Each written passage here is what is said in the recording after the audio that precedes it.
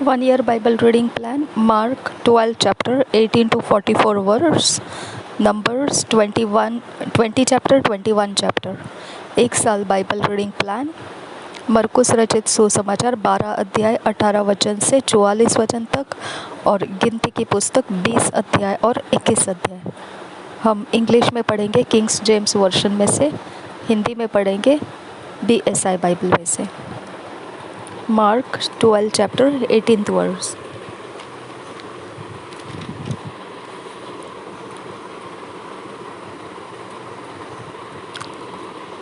Mark 12 chapter 18th verse.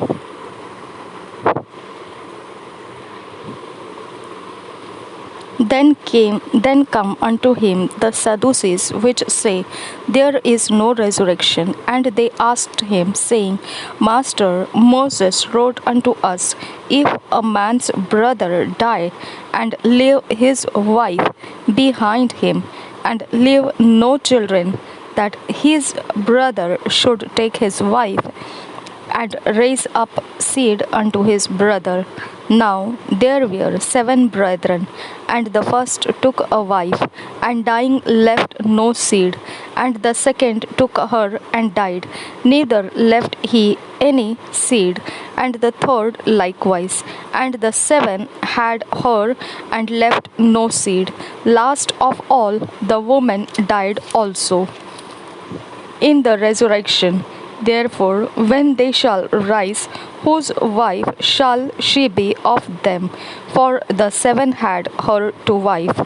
And Jesus answering said unto them, Do ye not therefore err, because ye know not the Scriptures, neither the power of God? For when they shall rise from the dead, they neither marry nor are given in marriage, but are as the angels which are in heaven. And as touching the dead that they rise, have ye not read in the book of Moses how in the bush God spake unto him, saying, I am the God of Abraham, and the God of Isaac, and the God of Jacob. He is not the God of the dead, but the God of the living. Ye therefore do greatly err. And one of the scribes came, and having heard them reasoning together, and perceiving that he had answered them well, asked him, Which is the first commandment of all? And Jesus answered him, The first of all the commandments is, Hear, O Israel, the Lord our God is one Lord, and thou shalt love the Lord thy God with all thy heart, and with all thy soul, and with all thy mind, and with all thy strength. This is the first commandment. And the second is like, namely this, Thou shalt love thy neighbor as thyself. There is none other commandment greater than this. And the scribe said unto him, Well, Master, thou hast said the truth, for there is one God, and there is none other but He, and to love Him with all the heart, and with all the understanding, and with all the soul, and with all the strength, and to love his neighbor as himself is more than all whole burnt offerings and sacrifices. And when Jesus saw that he answered discreetly, he said unto him, Thou art not far from the kingdom of God. And no man after that durst ask him any question. And Jesus answered and said, while he taught in the temple, How say the scribes that Christ is the son of David? For David himself said by the Holy Ghost, The Lord said to my Lord, Sit thou on my right hand, till I make thine enemies thy footstool. David therefore himself calleth him Lord, and whence is he then his son? And the common people heard him gladly. And he said unto them in his doctrine, Beware of the scribes, which love to go in long clothing, and love salutations in the marketplaces, and the chief seats in the synagogues and the uppermost rooms at feasts, which devour widows' houses, and for a pretense make long prayers. These shall receive greater damnation. And Jesus sat over against the treasury and beheld how the people cast money into the treasury, and many that were rich cast in much. And there came a certain poor widow, and she threw in 2 mites, which make a farthing. And he called unto him his disciples, and said unto them, Verily I say unto you, that this poor widow hath cast more in than all they which have cast into the treasury. For all they did cast in of their abundance, but she of her want did cast in all that she had, even all her living. मरकुस रचित सुसमाचार 12 अध्याय 18 वचन से 44 वचन तक।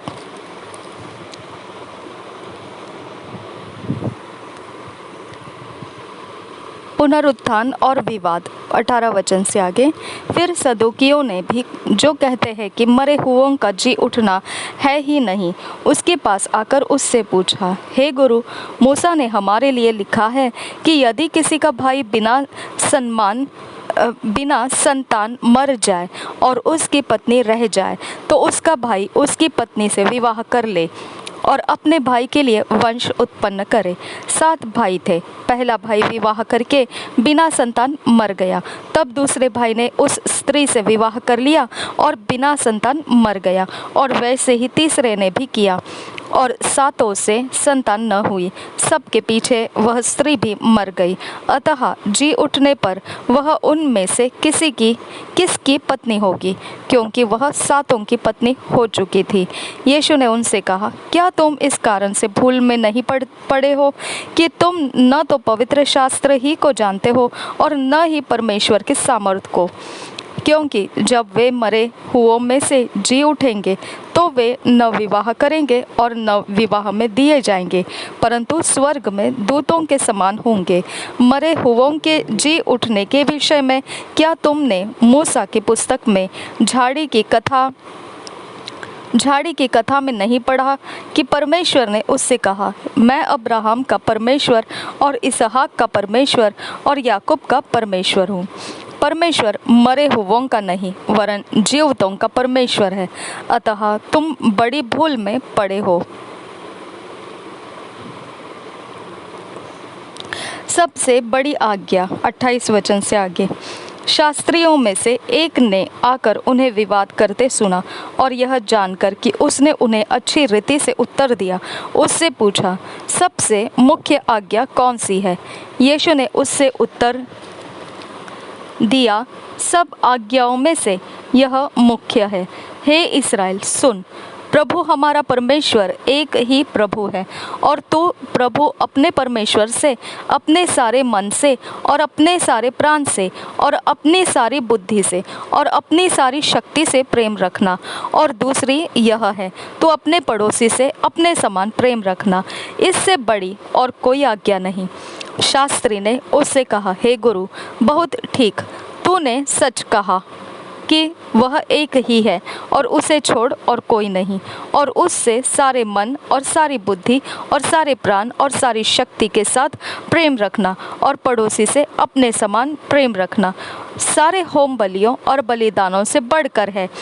जब यीशु ने देखा कि उसने समझ से उत्तर दिया, तो उससे कहा, तू परमेश्वर के राज्य से दूर नहीं, और किसी को फिर उससे कुछ पूछने का साहस न हुआ। मसीह किसका पुत्र है? फिर यीशु ने मंदिर में उपदेश करते हुए यह कहा, शास्त्री कैसे कहते हैं कि मसीह दाऊद का पुत्र है? दाऊद ने आप ही पवित्र आत्मा में होकर कहा है, प्रभु ने मेरे प्रभु से कहा, मेरे दाहिने बैठ, जब तक कि मैं तेरे बैरियों को तेरे पाँवों की पीढ़ी न कर दूं। दाऊद तो आप ही उसे प्रभु कहता है, फिर वह उसका पुत्र कहाँ से ठहरा? और भीड़ के लोग उसके आनंद से सुनते थे। शास्त्रियों से सावधान 38 वचन। से आगे बढ़ते हैं। उसने अपने उपदेश में उनसे कहा, शास्त्रियों से चौकस रहो, जो लंबे लंबे चोगे पहने हुए फिरना और बाजारों में नमस्कार और आराधनालयों में मुख्य मुख्य आसन और भोज में मुख्य मुख्य स्थान भी चाहते हैं। वे विधवाओं के घरों को खा जाते हैं और दिखाने के लिए बड़ी देर तक प्रार्थना करते रहते हैं। ये अधिक दंड पाएंगे। कंगाल विधवा का दान।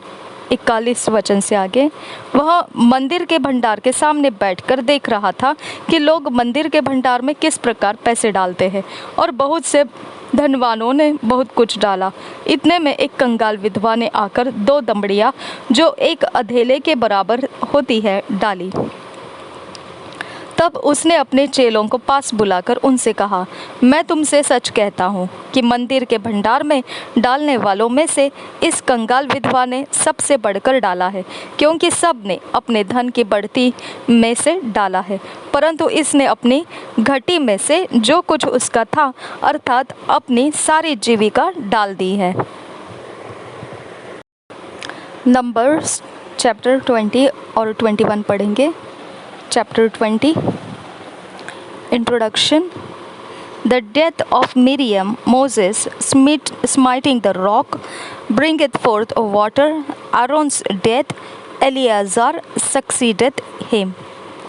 First verse से पढ़ेंगे। Then came the children of Israel, even the whole congregation, into the desert of Zin in the first month, and the people abode in Kadesh, and Miriam died there, and was buried there.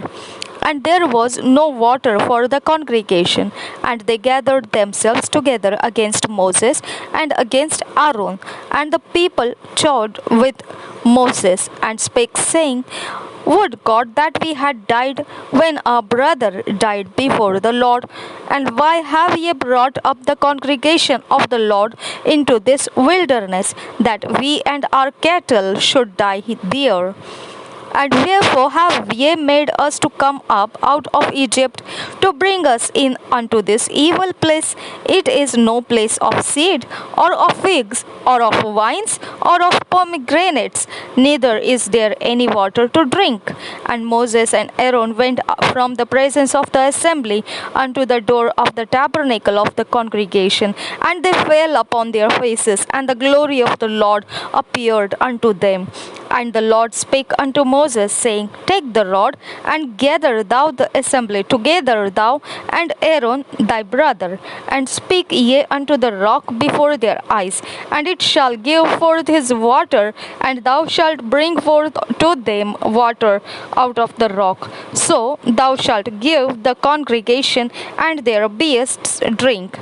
And Moses took the rod from before the Lord, as he commanded him. And Moses and Aaron gathered the congregation together before the rock. And he said unto them, Hear now, ye rebels, must we fetch you water out of this rock? And Moses lifted up his hand, and with his rod he smote the rock twice, and the water came out abundantly, and the congregation drank, and their beasts also. And the Lord spake unto Moses and Aaron, Because ye believed me not, to sanctify me in the eyes of the children of Israel, therefore ye shall not bring this congregation into the land which I have given them. This is the water of Meribah, because the children of Israel strove with the Lord, and he was sanctified in them. And Moses sent messengers from Kadesh unto the king of Edom. Thus saith thy brother Israel, Thou knowest all the trouble that hath befallen us, how our fathers went down into Egypt, and we have dwelt in Egypt a long time, and the Egyptians vexed us and our fathers. And when we cried unto the Lord, he heard our voice, and sent an angel, and hath brought us forth out of Egypt. And behold, we are in Kadesh, a city in the uttermost of thy border. Let us pass, I pray thee, through thy country. We will not pass through the fields or through the vineyards, neither will we drink of the water of the wells. We will go by the king's highway. We will not turn to the right hand nor to the left, until we have passed thy borders. And Edom said unto him, Thou shalt not pass by me, lest I come out against thee with the sword. And the children of Israel said unto him, We will go by the highway, and if I and my cattle drink of thy water, then I will pay for it. I will only, without doing anything else, go through on my feet. And he said, Thou shalt not go through. And Edom came out against him with much people and with a strong hand. Thus Edom refused to give Israel passage through his border. Wherefore Israel turned away from him, and the children of Israel, even the whole congregation, journeyed from Kadesh and came unto Mount Hor. And the Lord spake unto Moses and Aaron in Mount Hor by the coast of the land of Edom, saying, Aaron shall be gathered unto his people, for he shall not enter into the land which I have given unto the children of Israel, because ye rebelled against my word at the water of Meribah. Take Aaron and Eleazar his son, and bring them up unto Mount Hor, and strip Aaron of his garments, and put them upon Eleazar his son. And Aaron shall be gathered unto his people, and shall die there. And Moses did as the Lord commanded, and they went up into Mount Hor in the sight of all the congregation. And Moses stripped Aaron of his garments, and put them upon Eleazar his son. And Aaron died there in the top of the mount. And Moses and Eleazar came down from the mount. And when all the congregation saw that Aaron was dead, they mourned for Aaron 30 days, even all the house of Israel. Chapter 21. The people murmuring are plagued with fiery serpents, but healed by a brazen serpent, etc. First verse. And when King Arad the Canaanite, which dwelt in the south, heard tell that Israel came by the way of the spice, then he fought against Israel, and took some of the prisoners. And Israel vowed a vow unto the Lord, and said, If thou wilt indeed deliver this people into my hand, then I will utterly destroy their cities.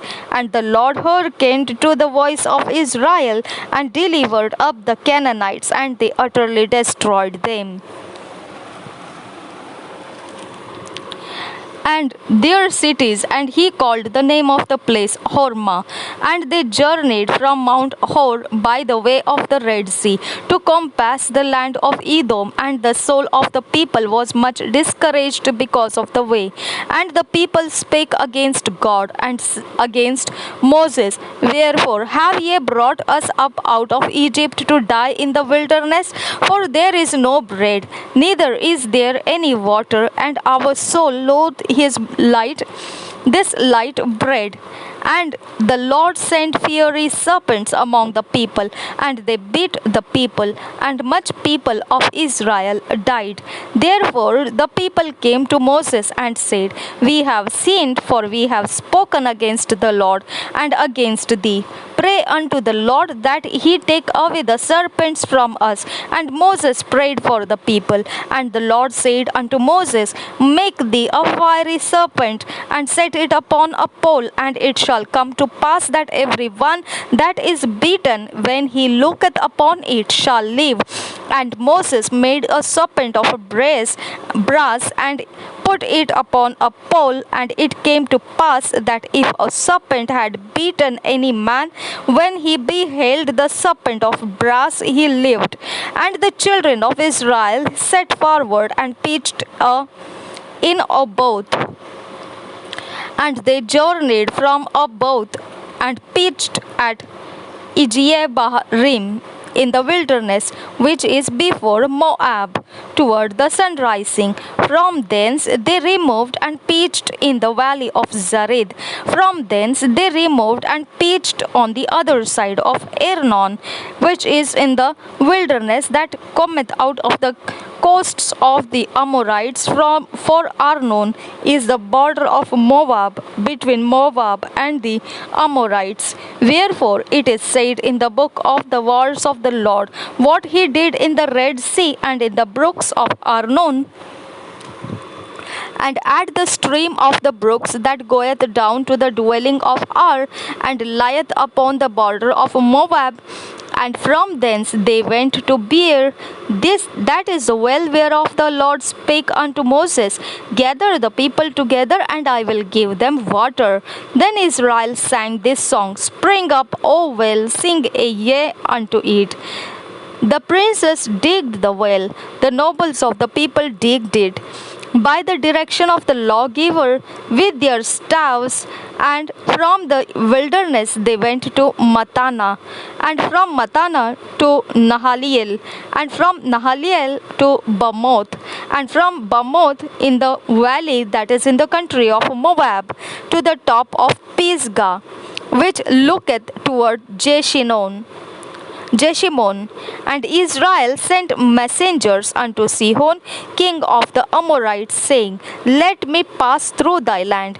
We will not turn into the fields or into the vineyards. We will not drink of the waters of the well, but we will go along by the king's highway until we be past thy borders. And Sihon would not suffer Israel to pass through his border, but Sihon gathered all his people together and went out against Israel into the wilderness, and he came to Jahaz and fought against Israel, and Israel smote him with the edge of the sword, and possessed his land from Arnon unto Jabbok, even unto the children of Ammon, for the border of the children of Ammon was strong.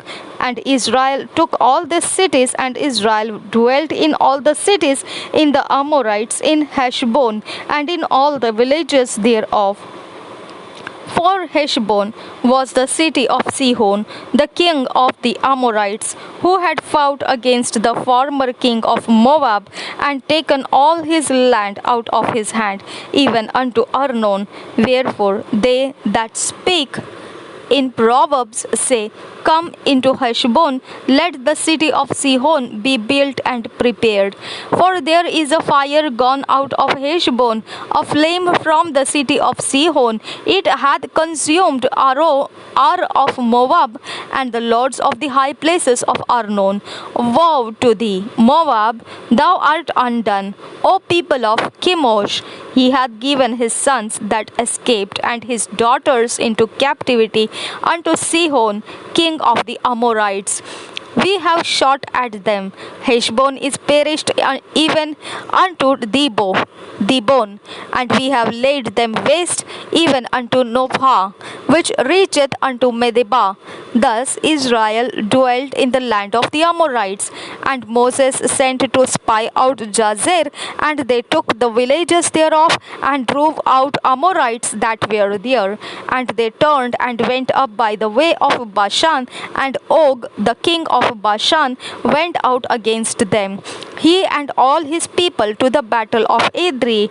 And the Lord said unto Moses, Fear him not, for I have delivered him into thy hand, and all his people and his land, and thou shalt do to him as thou didst unto Sihon king of the Amorites, which dwelt at Heshbon. So they smote him and his sons and all his people, until there was none left him alive, and they possessed his land.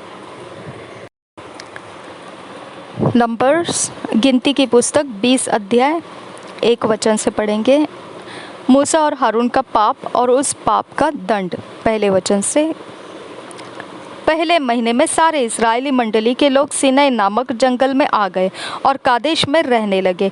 और वहाँ मरियम मर गई और वहीं उसको मिट्टी दी गई। वहाँ मंडली के लोगों के लिए पानी न मिला, इसलिए वे मूसा और हारून के विरुद्ध इकट्ठे हुए। और लोग यह कहकर मूसा से झगड़ने लगे, भला होता कि हम उस समय ही मर गए होते जब हमारे भाई यहोवा के सामने मर गए।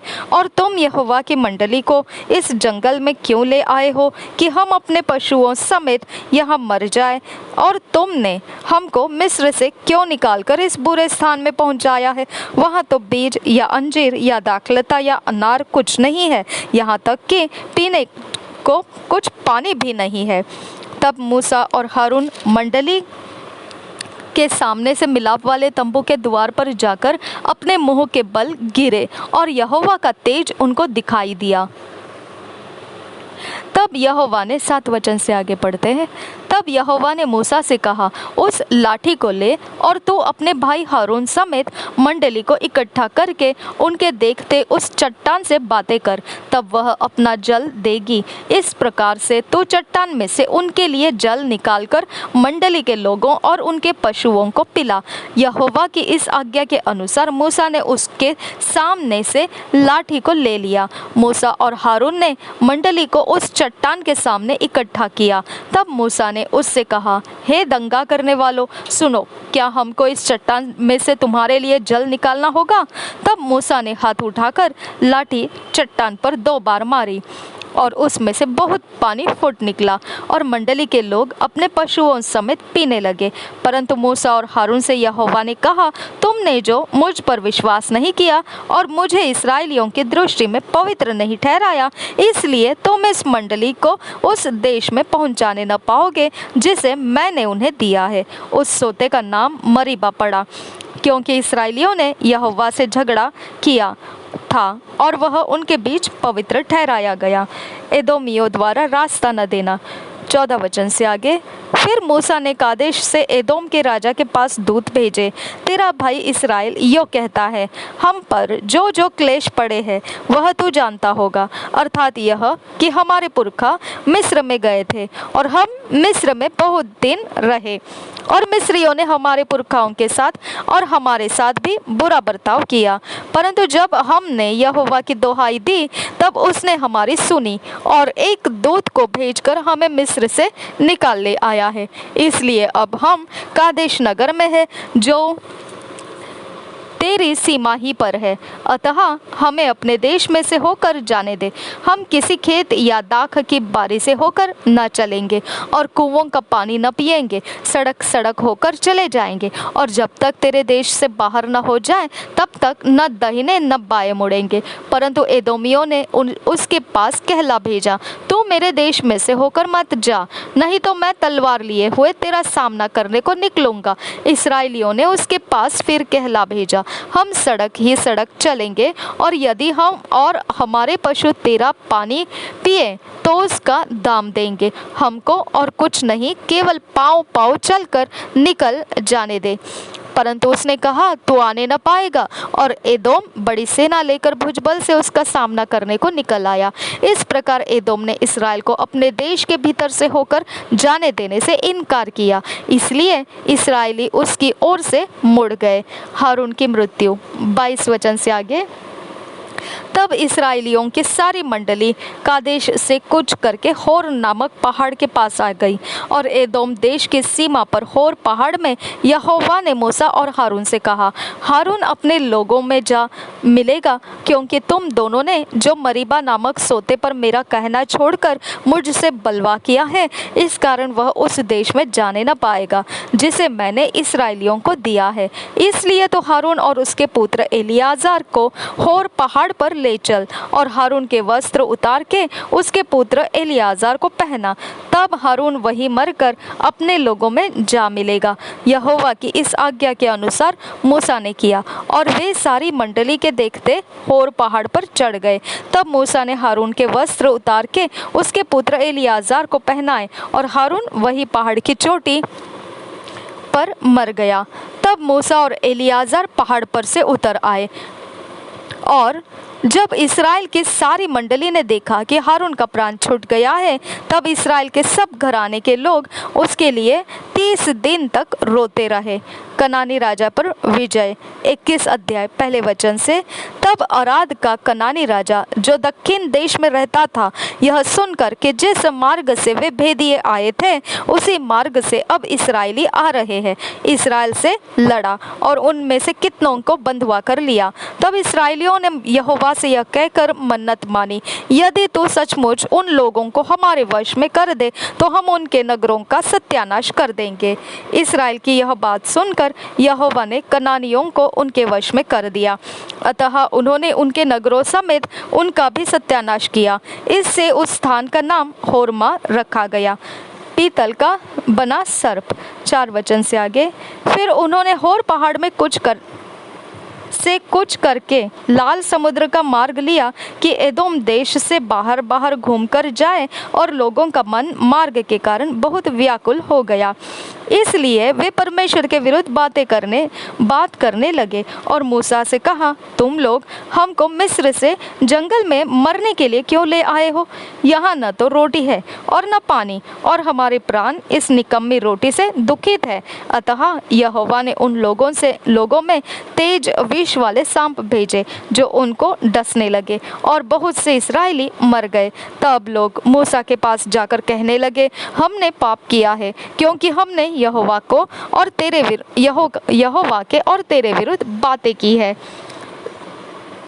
यहोवा से प्रार्थना कर कि वह सांपों को हमसे दूर करे।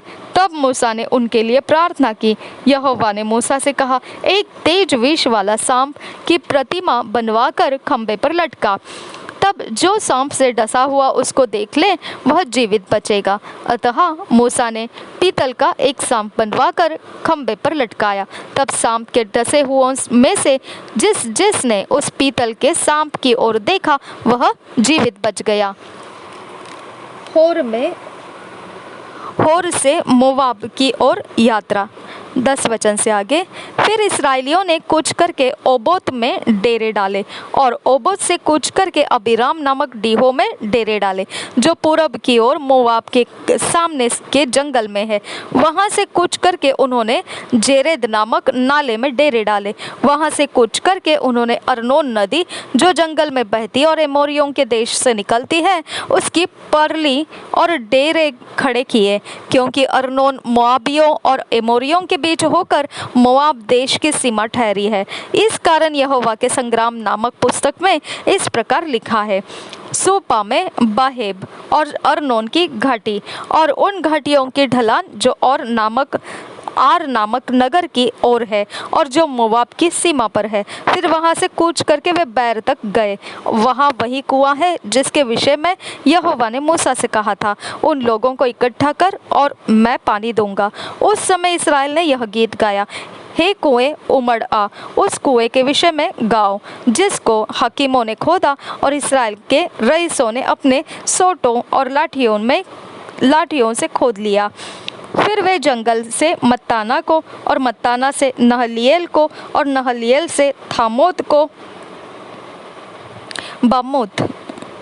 नहलिएल से बामोत को और बामोत से कूच करके उस तराई तक जो मोवाब के मैदान में है और पिसगा के उस सिरे तक भी जो यशीमोन की ओर झुका है पहुंच गए। सिहोन और ओग राजाओं की पराजय। 21 वचन से आगे। तब इस्राएल ने एमोरियों के राजा सिहोन के पास दूतों से यह कहला भेजा, हमें अपने देश में से होकर जाने दे। हम मुड़कर किसी खेत या दाख की बारी में न जाएंगे, न किसी कुएं का पानी पिएंगे, और जब तक तेरे देश से बाहर न हो जाए तब तक सड़क ही से चले जाएंगे। तो भी सिहोन ने इस्राएल को अपने देश से होकर जाने न दिया, वरन अपनी सारी सेना को इकट्ठा करके इस्राएल का सामना करने को जंगल में निकल आया और यहस को आकर उनसे लड़ा।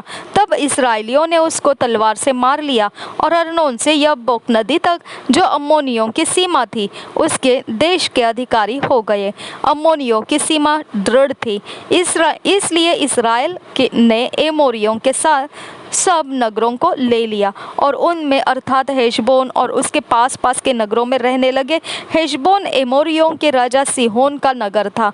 उसने मोआब के अगले राजा से लड़ के उसका सारा देश अर्नोन तक उसके हाथ से छीन लिया था।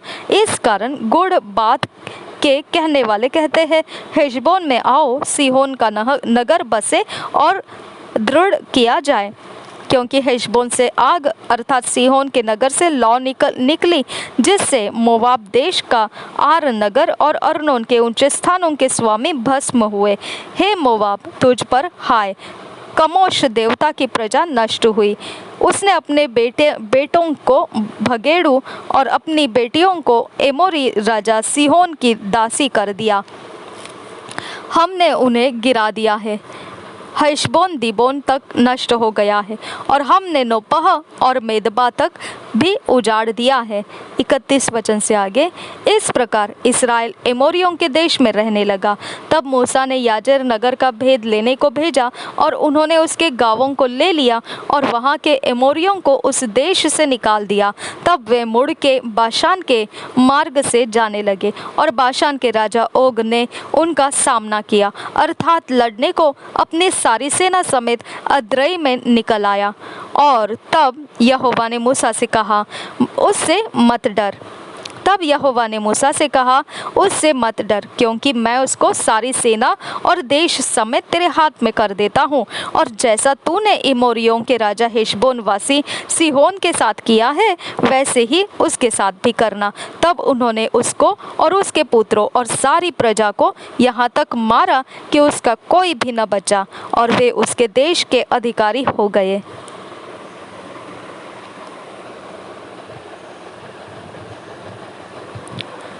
To years Bible reading plan, 2 साल का Bible reading plan, Matthew 21 chapter 1 verse से लेकर 11 वर्स तक और एक्सोडस 16 चैप्टर। 2 साल का बाइबल रीडिंग प्लान, मत्ती रचित सुसमाचार 21 अध्याय 1 वचन से 11 वचन और निर्गमन की पुस्तक 16 अध्याय। हमने अपने व्यक्तिगत समय में 2 साल का Bible reading, 2 years Bible reading plan अकेले में बैठकर हमने इसे पढ़ना है। परमेश्वर का वचन हमारे हृदय की गहरी बात से अगर कोई भी बात हमें समझा रहा है, सिखा रहा है, कनेक्ट कर रहा है, तो फिर वो हमने अपने चाल चलन में लागू करना है। इसके लिए हमको इनमें से नोट्स बनाने हैं। इसके प्रचार अगर हमको मिलते हैं, हमने प्रचार को सुनना है। बुक्स मिलते हैं तो बुक्स पढ़ना है। जितना इसके विषय में हमको जानकारी मिलती है वचन के अंदर से, वो सब कुछ हमने इकट्ठा करना है और उसके अनुसार अपने जीवन को लागू करना है उन वचनों के आधार से। जब 2 साल का बाइबल रीडिंग प्लान ख़त्म हो जाएगा, तब हम परमेश्वर के वचन से ढले गए हुए व्यक्ति होकर निखर कर आएंगे और परमेश्वर के काम के लिए एक योग्य कैरेक्टर, एक योग्य बर्तन होकर हम निखर कर आएंगे। तो इस तरह से हम इसका लाभ उठाएंगे और इसको पूरा करने के लिए परमेश्वर का अनुग्रह हमें मिल चुका है और हम निश्चित उस डेस्टिनी तक पहुंच रहे हैं। प्रभु यीशु हम सब के साथ बना रहे। आमीन, आमीन, आमीन।